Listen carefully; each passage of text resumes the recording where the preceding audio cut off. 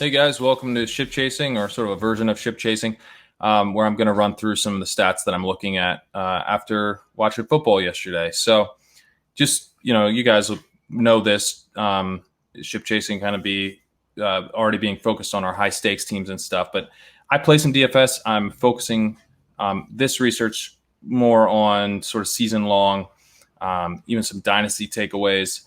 That's where my mind goes first. So just so you know, but I think it'd be pretty applicable to everything because I'm looking at stats that I think are just sort of basic and help me understand a little bit more about what happened yesterday. The stats that I'm looking at are PFF's yards per route run, air yards, air yard market share, target market share, and Josh Hermsmeyer's stat Whopper. I'm finding that at RotoViz. And then I'm also looking at carries inside the 10-yard line, which I'm finding at RotoViz as well. So these are stats that I think just help me incorporate information better as the week goes on, having that base of knowledge, and will help me kind of better take in everyone else's research over the course of the week. So I figured I'd share a little bit of the high-level takeaways of the things that sort of just jumped out to me, looking at some backfields where we're unsure of how the roles are going to shake out, wide receivers trying to figure out if there's some clear-cut alphas emerging, some tight end rooms where we have guys who may be jumping out as potential lead options, or some guys that are a bit high profile that are looking a little shaky. So I'll just jump right into it, going team by team alphabetically, starting with Arizona. Chase Edmonds and Kenya Drake have a bit of an interesting split going on here because Drake ran 25 routes, but he had just 2 targets, whereas Chase Edmonds, he only ran 15 routes, but he had 5 targets. And he actually got the high value target, the one inside the 10-yard line. There was one high-value carry inside the 10-yard line, and that went to Chase Edmonds. And so this high-value area called the green zone, that's what Ben Gretsch has dubbed the green zone. I may refer to it as that as we move forward. At wide receiver, Deandre Hopkins, he posted an elite yards per route run of 3.08. He ran 49 routes. You guys are aware that he had a monster game, 1.02 Whopper. Just a true alpha. One thing that is interesting is that he had an ADOT of just 6.4, which is much lower given, that he had this 1.02 Whopper than we would have expected. At least that really jumped out to me, that he had this low ADOT, but still a massive share of the offense. And, Michael Thomas did that last year. It can be done, but it's not all that common. So something to keep an eye on going forward. Be interesting to see if they continue to use him in that shallow way. Christian Kirk was used as a deep threat, so really on the other side there with 14 ADOT. He had 70 air yards, but obviously he also had a goose egg. He didn't convert any of those air yards. His goose egg came on 45 routes, so this wasn't like a coaching thing where he wasn't out there. He was out there. He just didn't deliver anything. He does have some pretty strong upside still, given that 14 ADOT. Given those 70 air yards, he did have a chance to have a decent day, but definitely someone that I'm feeling better about in my best ball portfolio than I am on my high stakes teams, because he's going to be very difficult to put in your lineup on a weekly basis. Only 3 wide receivers ran routes for the Cardinals. Andy Isabella did not run a route. Pretty surprising to me. I mean, you think about this team being a 4 wide receiver set team, and yet only 3 wide receivers ran routes. At tight end, Dan Arnold ran 30 routes. That's twice as many as Max Williams ran, but Arnold was targeted just twice. Max Williams was targeted just once. It's a little hard to say what's going on here, because DeAndre Hopkins sucked up all the target volume. And so basically there was room for no one else in this offense. That won't obviously be the case every week. So I think we'll learn more about these sort of tangential options as we move forward and Hopkins cools off a bit. Moving on to Atlanta, Todd Gurley, he had just 31% of the running back routes. He had 3 targets, but converted that into just 1 yard. This was not good for Gurley. I mean, Ito Smith and Brian Hill were involved in the receiving game here. He did save his day with a touchdown, but, if you're in a home league or something where you have trades, if you have him in Dynasty and you still think you can get off him, I definitely would be shopping him. The theory here that Gurley is just going to own all of the work in Atlanta already seems to be failing. Not a good day for Gurley. At wide receiver, Calvin Ridley led all the Falcons in routes. Julio Jones had 47. Ridley had 50. And then Russell Gage was right behind with 46. They all had 12 targets. So pretty interesting three-way split there. That did not leave any room for Hayden Hurst, who saw just 5 targets on 45 routes. He put up a middling yards per target, but that 11% targets per route run is the really concerning part. Just running a ton of routes with no targets. And this was a big takeaway from my research that I did at Establish a Run. At tight end, it's important to get these guys who are targeted on a high percentage of their routes. He could benefit from Atlanta just being a very pass-heavy team the same way that Austin Hooper did last year, but Austin Hooper was getting targeted on like 18% of his routes, which isn't great, but is still a hell of a lot better than what Hurst showed in week 1. So not a very good showing from Hurst. That 7.6 yards per target, maybe he'll come up a bit, but really we're looking for there to see if a guy's making a case for his team to be used more, and he didn't really make that strong of a case. So not feeling very bullish about Hayden Hurst moving forward. Going to Baltimore, Marquise Brown with this 4.21 yards per route run. I mean, he has just enormous upside if the Ravens can actually pass for a full game, meaning they play an opponent who doesn't just fold over like the Browns did. So really excited about him there. Miles Boykin and Mark Andrews tied for the lead in routes run. Let's talk about Andrews first, actually. He had still an elite target per route run. He was well down from where he was last year, right around 30% of his routes he was getting a target on. That's like absurd. That doesn't really happen. And so obviously he was going to regress, but he ran a lot more routes and he was still being targeted at an elite level on his routes. So I'm excited about what we're seeing here from Andrews. I mean, this is exactly what I was hoping we would see. We knew we were going to get the regression on the target per route run, but then to get the additional route volume in a game where the Ravens crush their opponent, it could be so much more if they actually face someone competitive. So really, really excited about Andrews. Miles Boykin, I mean, he's a guy that I have a ton of in best ball, and also a guy that I've been trying to get a little bit more exposure to in Dynasty. Had kind of a quiet day in terms of raw production, 3 for 37, but man, he could really explode if he's running this many routes when they face a competitive opponent. So, I mean, obviously it was a good day all around for Baltimore, and you have Dobbins really looking like he's taken over in the backfield. Buffalo, Devin Singletary ran 26 routes, saw 7 targets. Zach Moss ran 20 routes and saw 4 targets. So, yeah, Singletary has the edge as the pass catcher, but Moss does not look like a 2-down grinder. He looks like he's going to be established to some degree in the passing game. Really nice debut for him as a receiver. He also caught a touchdown. And he dominated the goal line rushing work. He saw 4 carries inside the 10-yard line. So, really strong showing from Moss. I'm definitely worried about Singletary going forward. I think a lot of his value is going to come as a receiver, and if he's splitting that role with Moss and not really sniffing the goal line work, could be a long season for Singletary owners. Stefan Diggs did not establish himself as like a true alpha in this game, but he did lead the team in routes. He put up a solid yards per route run of 1.65. John Brown also saw 8 targets on 50 routes. But I think it's encouraging that Diggs was pretty heavily involved right away.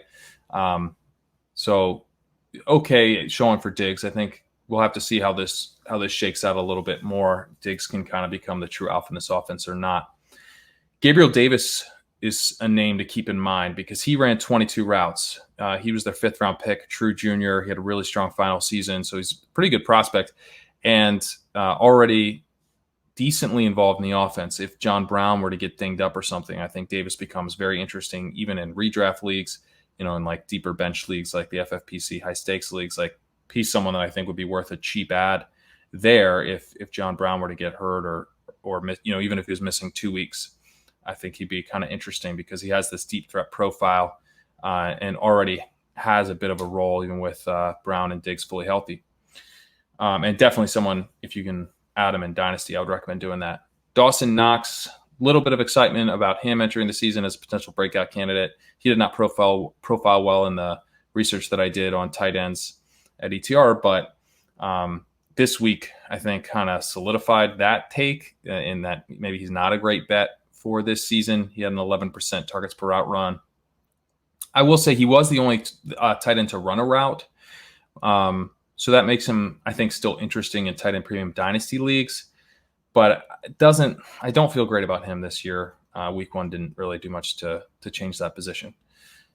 In Carolina, we had DJ Moore really disappoint in terms of raw production, but he did run 37 routes. He was targeted 9 times. He had a whopper of 0.65, which is pretty good. He had 36% of the air yards. So I'm feeling still pretty good about DJ Moore. Obviously, would have liked to see a bigger week 1, but not the end of the world. Robbie Anderson, he had 35 routes. He played slightly ahead of Curtis Samuel, but way more productive, delivered an elite yards per route run of 3.29. He looks like he should be pretty good going forward. It could be that DJ Moore and Robbie Anderson are really the guys to own in this offense. Ian Thomas does not look like a guy to own in this offense. He ran 26 routes. He only saw 2 targets. He did struggle with turf toe injury in camp. Could be that is limiting him, but he did not get targeted on a high percentage of his routes last year, even without Greg Olsen. So he was someone that I was pretty bearish on entering the season. I wouldn't be surprised if Chris Manhertz, the backup tight end, ultimately passes Ian Thomas this season. Chris Manhertz ran 9 routes. He had 1 target. He's a little bit of an interesting name to keep an eye on. Should be on your waiver wire speed dial in FFPC. In Chicago, David Montgomery ran 14 routes. Tariq Cohen ran 18. Each were targeted twice. This is not great news for Cohen. Obviously he had a ton of volume last year, was very inefficient. He doesn't even get that volume this year. It could be a rough season. He's someone that I have in some dynasty leagues, and I can't really even imagine him putting in my starting lineup right now. So we'll have to see if that improves at all there. Allen Robinson in the wide receiver room was the clear alpha. 36 routes run. He had 9 targets, 2.06 yards per route run, 0.7 whopper. All this is awesome. He just looks like a classic number 1 wide receiver. Anthony Miller, he was really good. He had a 3.45 yards per route run. Only 22 routes run. So bit of a smaller role than we'd like to see. But, man, if they let him if they use him a bit more, I think he could be really nice. And I know there's people out there. I haven't really been that on Anthony Miller, but I know some people feel pretty strongly that he could kind of emerge as a legit NFL wide receiver. This definitely furthers that case. Jimmy Graham ran 31 routes. Cole Kmet ran 7. So no question here that Jimmy Graham is the top tight end in this offense. Graham was targeted on 19% of his routes. That's okay. But he had a 4.2 yards per target. So I just would really like to see Graham go away. I have some Kmet in Dynasty, in Shallow Dynasty, where I'm probably just going to drop him. I've been trying to hang on to him. But in those leagues, it's so hard to get these tight ends who aren't really playing through the season, because I know I'm going to need that roster spot to churn through running backs. And I think I'm just going to get over with and drop Kmet. I even have him in an FFPC league where I actually have Asi, and it's a best ball league. And in those, they're managed throughout the course of the season. So I'm just going to drop him to make sure I have room for my second kicker and stuff. But I mean, in deeper dynasty, yeah, you hold on to him. I think he'll pass Graham eventually. In fact, maybe this is a buying opportunity. But in those shallow dynasty leagues, like where you have maybe 19 skill position players, I think you can pretty safely drop him and maybe try to get him later. Moving over to the Bengals, Joe Mixon ran 17 routes, saw just 1 target. Giovanni Bernard, he had 5 targets on 11 routes. So, Mixon, he has those 17 routes, right? And you'd think sometimes with the early down backs, when they run, that level of routes, you might see some screen action, right? But we just had 1 target on 17 routes. So a bit disappointing they're not even using him in that way. Overall, a little bit disappointing from Joe Mixon. Tyler Boyd ran 39 routes. John Ross ran 37. Definitely the top 2 in routes run. AJ Green only had 30. So, it looks like maybe AJ Green's sort of the third guy there. But actually, I think what's happening is that they're trying to keep AJ Green fresh. And he's really the alpha in the offense because he drew the most targets. He drew 9. The other 2 drew 5 each. and AJ Green had a .7 whopper. So he's not going to be out there running as many routes, but I think when he is out there, the offense is designed for him to be the number one guy. And certainly Burrow's looking for him. CJ Uzuma, he had 5 targets on 31 routes, which isn't great. I think you can probably leave him on your waiver wire for now, even though he is the top tight end in this offense. So if you really get desperate, I guess he's someone you can go to, but he doesn't look all that interesting to me. Moving over to Cleveland, Odell Beckham, he got an alpha target share of 29%. He had 40% of the air yards. Obviously, a pretty gross day for Beckham, but he should bounce back okay. Austin Hooper got just 2 targets on 28 routes. This was the concern with Austin Hooper. Even in Atlanta, even in his breakout season last year, he did not get targeted on a high percentage of his routes. He was really buoyed by Atlanta's very high passing. I mean, they led the NFL in pass attempts last year. So you don't have to get targeted on a high percentage of your routes if you can get targeted on an okay percentage of your routes, and if your team's going to lead the NFL in passing attempts, you'll be all right. But that's not happening here in Cleveland, and he's even worse in his target percentage. So the problem for him, is that Harrison Bryant, he ran 15 routes, he saw 2 targets. David Njoku ran 10 targets, he saw 3 targets. Njoku's now been sent to the IR, so that could ultimately help Hooper. I think he's due back. It's a knee issue. I'm not sure how long he'll be out, but it sounds like maybe he'll be back around like week 5 or midseason or something. So we'll have to see. But I think ultimately Njoku's absence could be better for Harrison Bryant than for Hooper. So that's kind of how I'm treating the Njoku injury now. I'm actually more interested in Bryant, seeing maybe he might be kind of a sneaky ad this week. Dallas Cowboys. Amari Cooper was just the clear number 1 guy this week. I'm a little skeptical that that's going to continue, given that we saw him and Gallup so close last year. But Cooper, definitely won the week. He had a whopper of 0.88.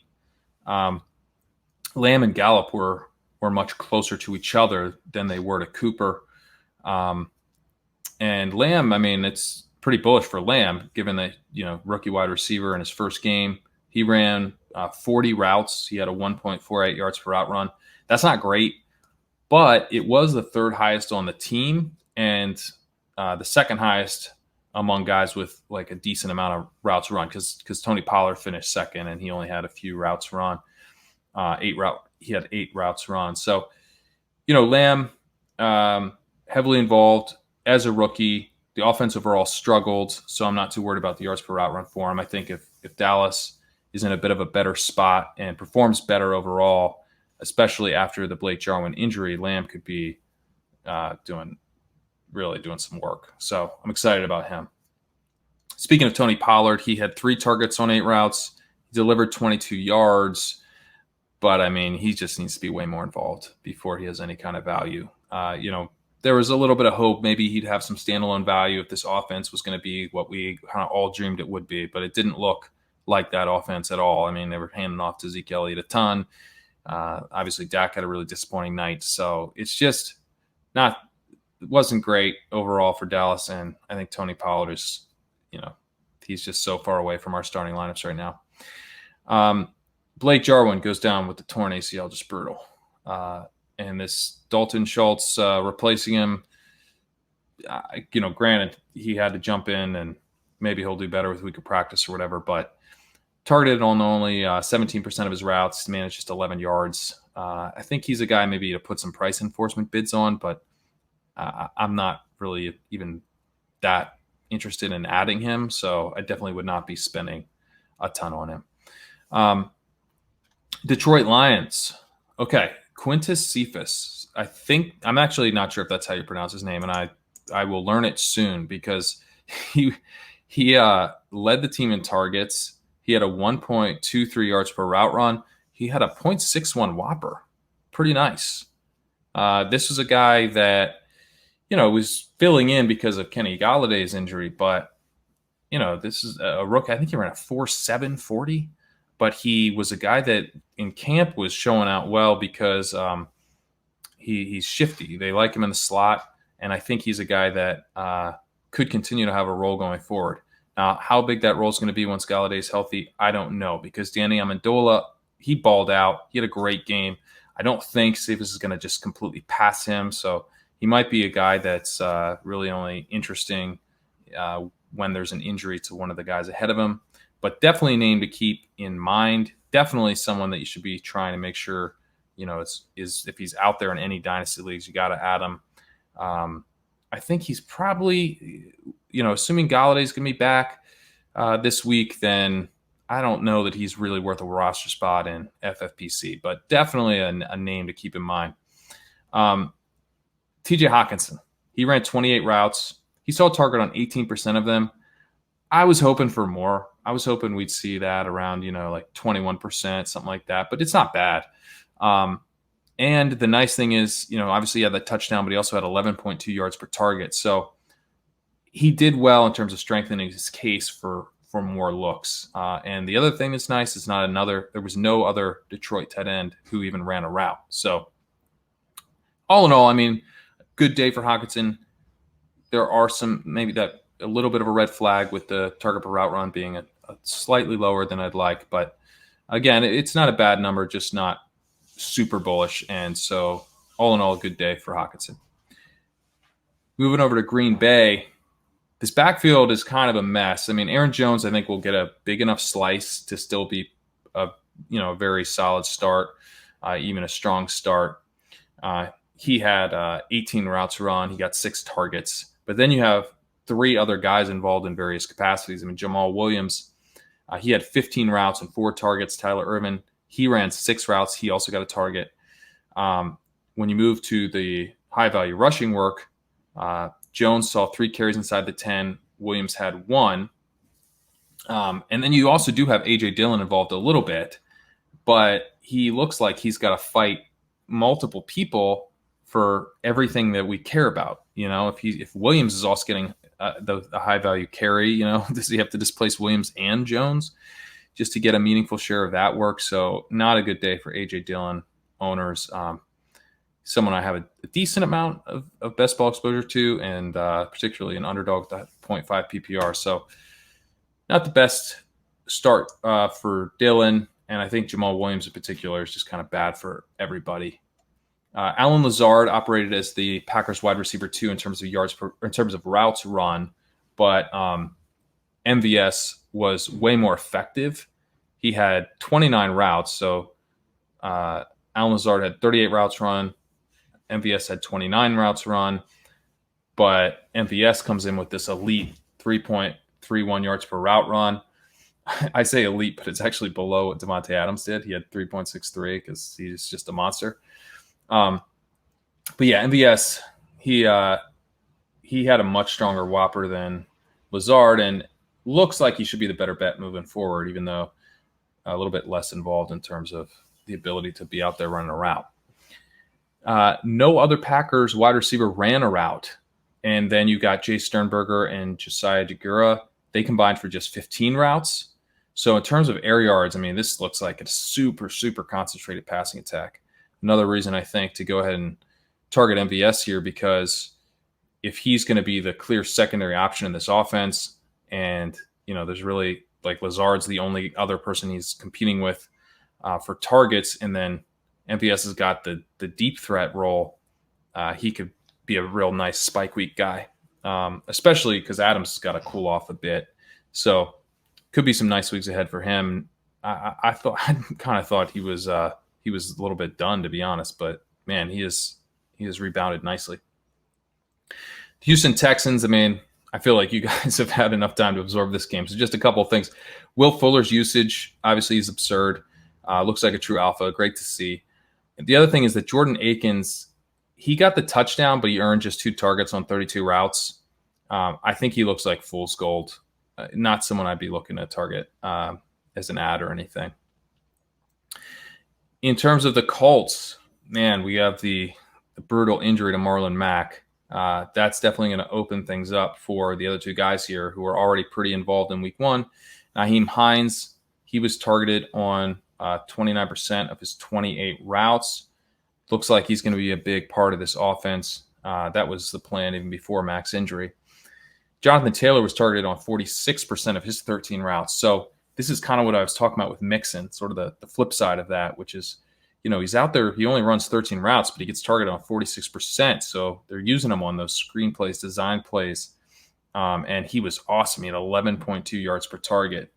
So, Taylor, he just looks like a potential league winner already. Just any league where you have Taylor, you're in really, really nice shape. Moving over to wide receiver, Paris Campbell, he finished just one route behind T.Y. Hilton, led the team in yards per route run. He had 1.82 yards per route run. He basically tied Hilton in Whopper as well, sort of a co-number one wide receiver in this offense. And, did not have that kind of ADP, so really nice value to get Paris Campbell this year, at least so far. Michael Pittman, he ran 24 routes, played well behind T.Y. Hilton and Paris Campbell. T.Y. had 40 routes, Campbell had 39. He also played behind Zach Pascal, who ran 31 routes. And Pittman was targeted on just 8% of his routes, so he's got a ways to go before he can establish a meaningful role. In Jacksonville, I'm going to talk about Libisco Chanel. Obviously, he had, the dance party got going. He had that touchdown. He had 2 carries. Interestingly, one was direct snap in the Wildcat. One was a handoff.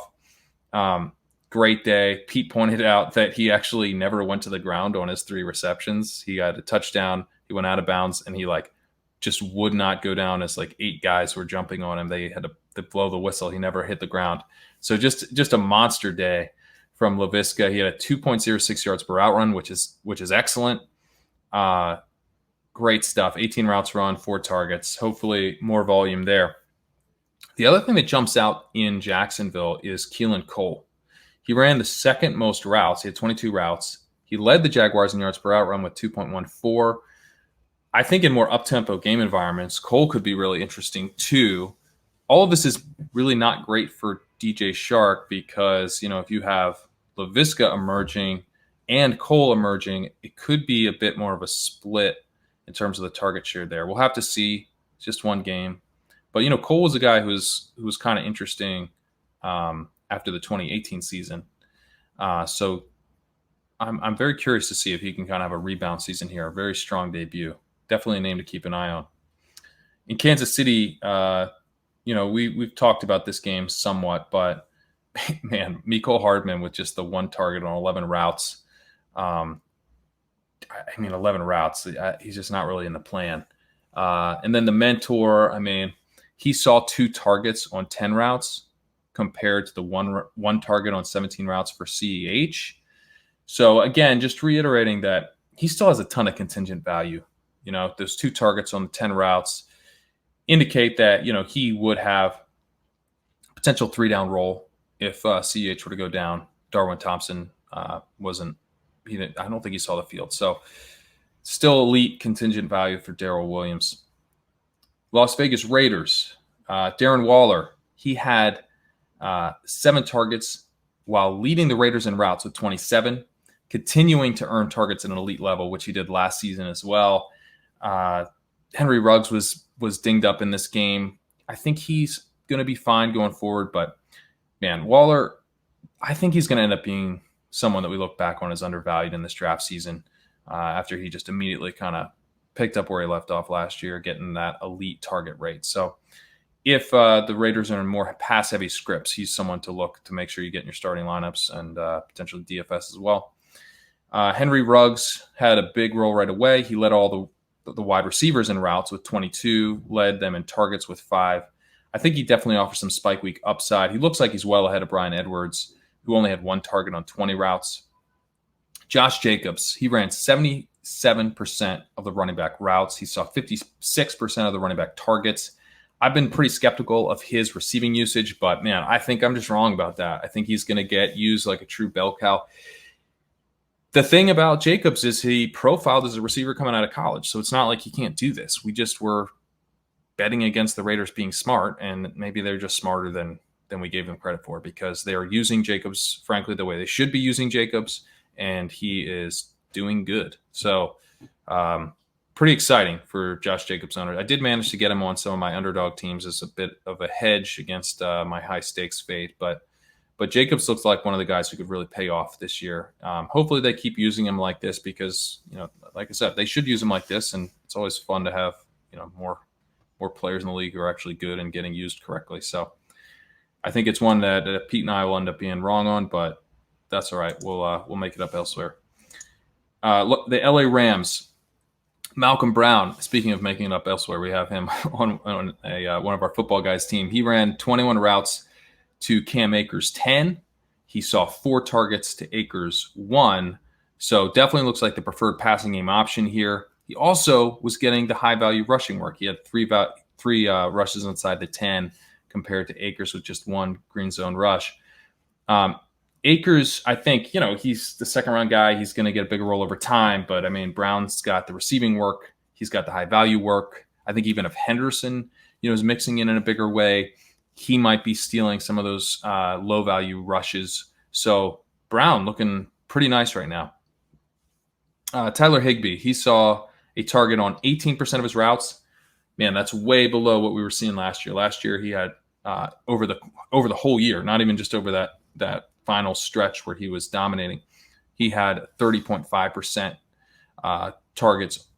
He was seeing a target on 30.5% of his routes, which is absurd. That's like so beyond elite. You knew it was going to regress, but was hoping it would regress to like 22, 23%. So 18% wasn't a great showing for week 1, but Gerald Everett's banged up now. So you could see a spike in usage from Higby going forward. Van Jefferson saw the same number of routes as Josh Reynolds and finished with a 1.82 yards per route run to Reynolds 1.0. Jefferson's a guy that I've been having trouble getting excited about. He's 24 years old, but he looks like he's going to move ahead of Reynolds pretty quickly here.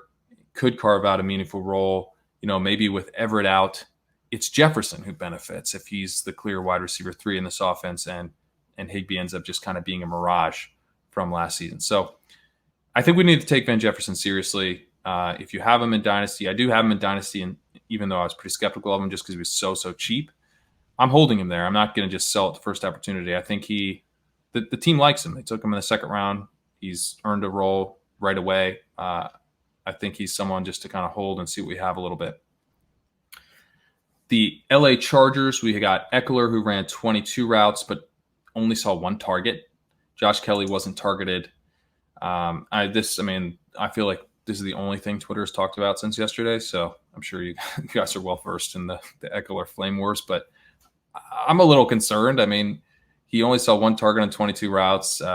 We know that some quarterbacks really like to target the running back, like Phillip Rivers, and other quarterbacks have historically never targeted the running back, basically like Taylor. So this does strike me as something that we should take seriously. It has nothing to do with Eckler as a player. He didn't stop being good as a receiver, but until Herbert comes in, he could be a little bit of a tough start, or at least an inconsistent weekly performer, because Kelly was the one who had the green zone rushing attempts. He had 3 to Eckler's 1. So Eckler did have the 1, but Kelly was dominating work there. So if Eckler can't count on a bunch of receptions the way he usually has been able to, and he's not getting the green zone work, which I thought maybe he might, because he did last year over Justin Jackson when Melvin Gordon was out.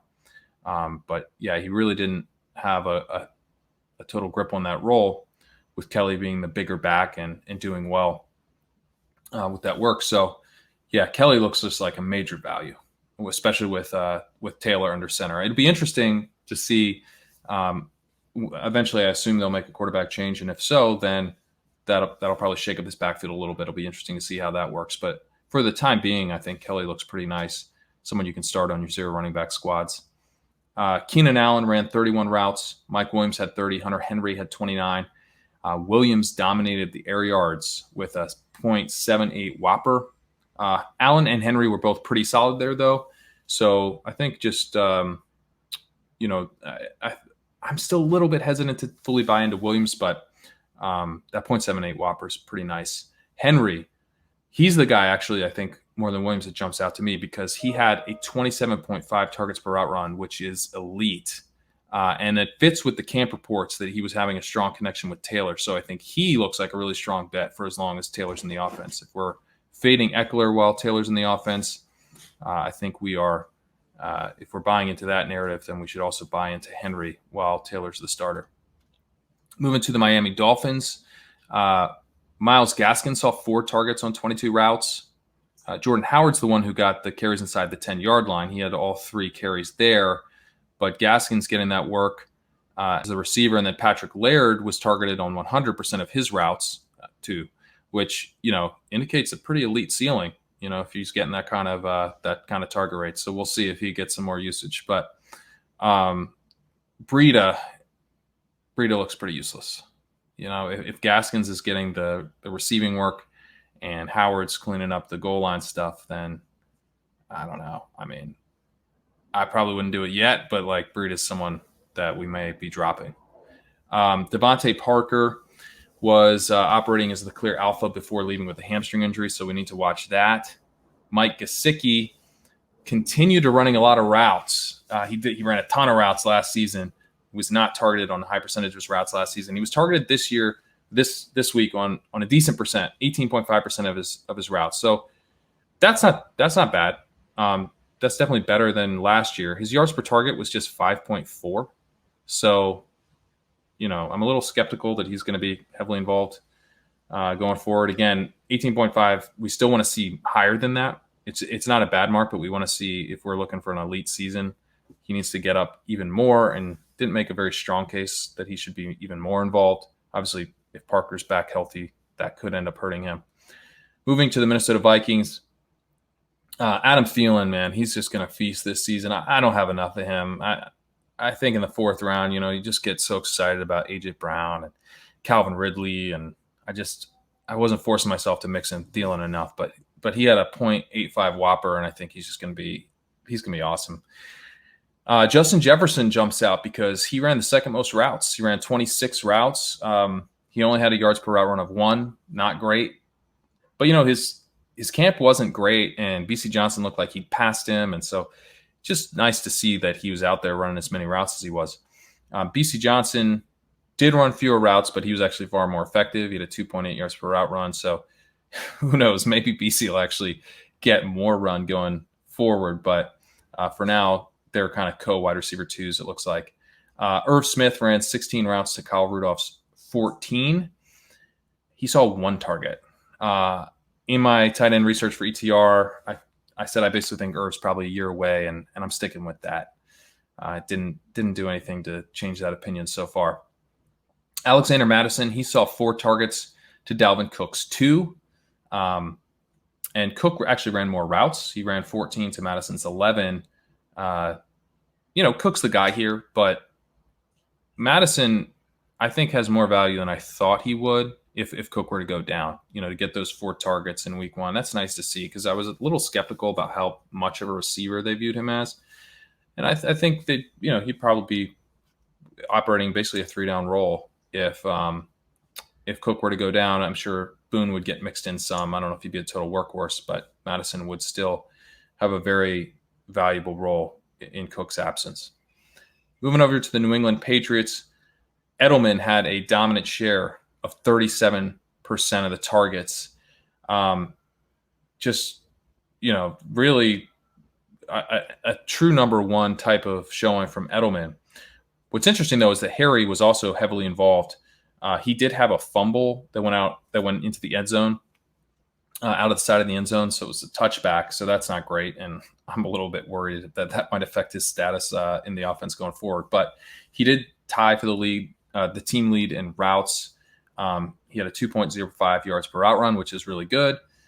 His whopper of 0.63 was pretty strong because basically it was just Edelman and Harry in this offense. They were the only 2 receivers of note. So that's how he was able to have a decent whopper, even while Edelman was pretty dominant. The problem here is that Harry only had 19 routes run. So, but they're not playing Miami every week. So as long as the Patriots can play someone competitive, then we could see some big days for Harry. I think overall pretty bullish showing for Harry. Again, despite that fumble, which I'm a little nervous about. There was a move to tight end. Devin Asiasi, he sells 10 snaps but did not run a route. Ryan Izzo ran 15 routes. He looks like the tight end one for now. In that same situation where, I've got shallow dynasty leagues, I'm probably dropping Asiasi. I'd probably even drop Asiasi before Kmet. But, in the deep dynasty formats, we're holding. We're seeing if he can emerge over the course of the year. New Orleans Saints, Traquan Smith managed just one target on 25 routes. Could be at risk of seeing his role shrink, I think, over the course of the season. He didn't do much in his first couple years. He's basically out there doing cardio on his 25 routes. He's got the one target. So not a great show for him. Jared Cook, he saw a target on 26% of his routes, which is very good. Really nice to see that. He did split time with Josh Hill, who ran 12 routes. He wasn't out there all the time, but he was out there. Breeze is looking for him. So that's really nice to see. Alvin Kamara, he split goal line work with Latavius Murray, but he ran 24 routes to Murray's 3. Kamara led the team in targets. I think some big days are ahead for Kamara. He just, I think the Tampa Bay defense is pretty solid, and he could have some big days if things break right. He did have that touchdown that got reversed as well. So he almost did have a much bigger day. Moving to the New York Jets. Yeah, I think this is Jamison Crowder's offense. Kind of operating in a way similar to Jarvis Landry in 2016, in this Adam Gase offense. Crowder's offense, he was pretty explosive. He had that nice play, but I think we know who James Crowder is. It's probably not going to happen all that often. But basically, he's going to soak up a ton of volume. So this is meant to be a comparison of, I think Crowder could, if Crowder has a wide receiver 7 finish or something, I don't think we should be shocked because it looks like he could just soak up a ton of target volume. Brashad Perriman turned his 39 routes into 17 yards. Not too much competition there. We'll have to see if maybe he improves over the course of the season if his knee cooperates. Chris Herndon, the silver lining is that he turned 22 routes into 7 targets, 32% target per route run. Nice to see.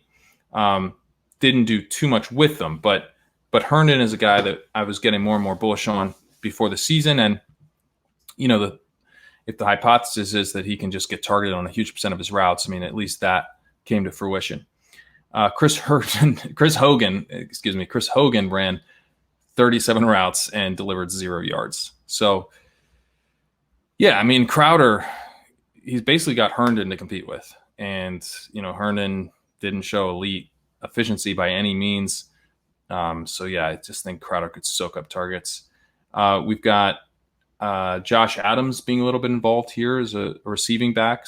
I would say keep your eye on that. He ran 9 routes to Bell's 21. In Philadelphia, Jalen Reagor, he tied Deshaun Jackson in routes run.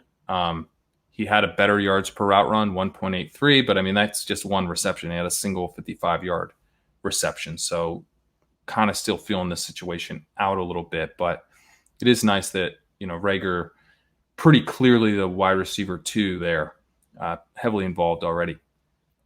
Zach Ertz led the team in routes run with 36. He saw 7 targets, but he converted for just 18 yards. He had that brutal drop, which if he had caught, maybe they win that game. Dallas Goedert ran the second most routes, 31, and saw 9 targets. Goddard's 29% target per route run is awesome. It's going to regress, but just think about the fact that he's putting up an elite targets per route run, 9 targets on 31 routes as the second tight end in this offense. These 2 tight ends are their top guys. And I think Goddard was undervalued going to the season because it's like we were thinking Ertz was there. But, as he showed in week 1 and as he showed last year, he can still produce at a high level despite Ertz also being there. The 5th-round pick, Jonathan Hightower, ran 19 routes. He saw 4 targets. He delivered -2 yards, but still intriguing that he was used so heavily. I don't think J.J. Arcega-Whiteside, I don't think he ran any routes, but it looks like he has 28 snaps. I'm wondering if this is just an error, but something weird's happening with Arcega. I can't find a single route for him. So let's move on to San Francisco, where we have Raheem Mostert running 17 routes to Jerick McKinnon's 13 and Tevin Coleman's 2. If this usage continues, Mostert's going to crush his ADP. McKinnon nicely involved, but man, I think the big story here is Mostert, who we didn't really expect to be used as a receiver and had some big plays. So we'll have to see. Kendrick Bourne, he led all 49ers wide receivers in yards per route run with 0.94, which is bad. So there's a really big opportunity if Brandon Ayuk can get back healthy. And if Brandon Ayuk can't get back healthy, or if he just isn't very good in this offense either, then Deebo Samuel could just be looking like just a monster down the stretch here. So yeah, it's going to be a little bit of a struggle here for the time being, unless Ayuk is ready to go for week 2.